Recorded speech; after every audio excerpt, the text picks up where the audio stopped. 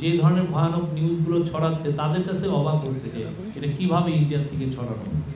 আমাদের অলরেডি তো আপনারা দেখেছেন চিফ অ্যাডভাইজারের অফিসের থেকে আমরা প্রেস উইংয়ের থেকে একটা সিএ ফ্যাক্টস নামে একটা আমরা করেছি। সেইখানে আমরা প্রতিদিনই কিছু না কিছু আমরা ফেক নিউজকে ডিবাঙ্ক করছি। আমাদের বাংলাদেশে ৩-৪টা অনেকগুলো ইন্ডিপেন্ডেন্ট ফ্যাক্ট চেকার আছেন, তারাও চেষ্টা করছেন। আমরা এই গুজব নিয়ে ফেসবুকের সাথে খুব সিরিয়াস আমাদের আলাপ হয়েছে। ফেসবুকে যে গ্লোবাল পলিসি চিফ আপনি জানেন স্যার নিক ক্লেগ, উনি আগে ব্রিটেনের ডেপুটি প্রাইম মিনিস্টার ছিলেন, তার সাথে ওইটা নিয়ে আলাপ হয়েছে।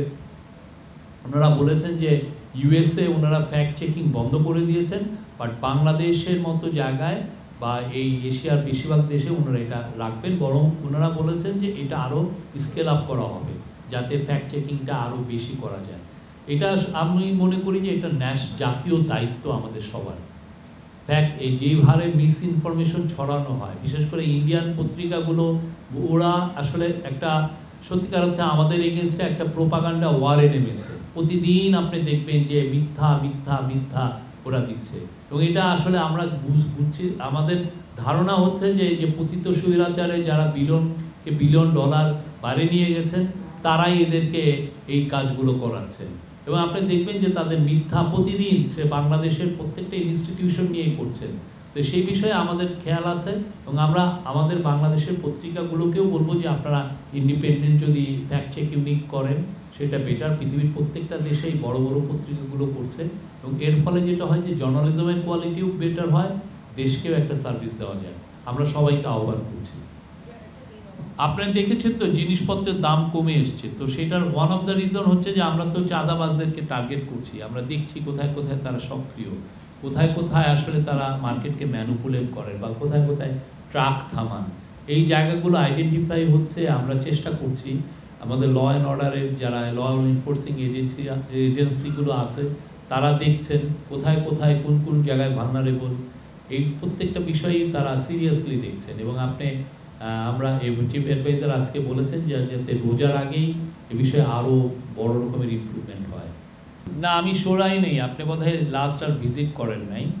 হ্যাঁ, এটাকে সামনে রেখে যেটা হয়েছে যে আওয়ামী লীগের যে ট্রল বাহিনী, ট্রল ব্রিগেড, তারা খুবই ন্যাক্কারজনকভাবে আমার পরিবারকে তারা টার্গেট করেছেন, খুবই ন্যাক্কার। আমরা জানি তাদের ক্যারেক্টার কীরকম, এটা তো আর নতুন কিছু না। এবং সবচেয়ে আনফর্চুনেট যারা এগুলো করছেন তাদের সাথে ওনাদের prime minister, former prime minister ইয়েও করছেন, মিটিংও করছেন। তাহলে ওনার রুচিটা কোথায় দেখেন?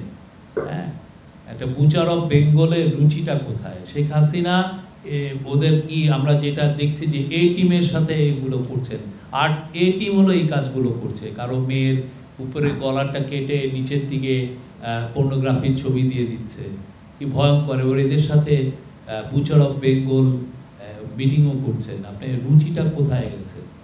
ঠিক আছে, আবার আমাদেরকে রুচি শিখান অনেকে যে না আপনাদের রুচি এই। হ্যাঁ, এটা তো ভয়ানক একটা জিনিস।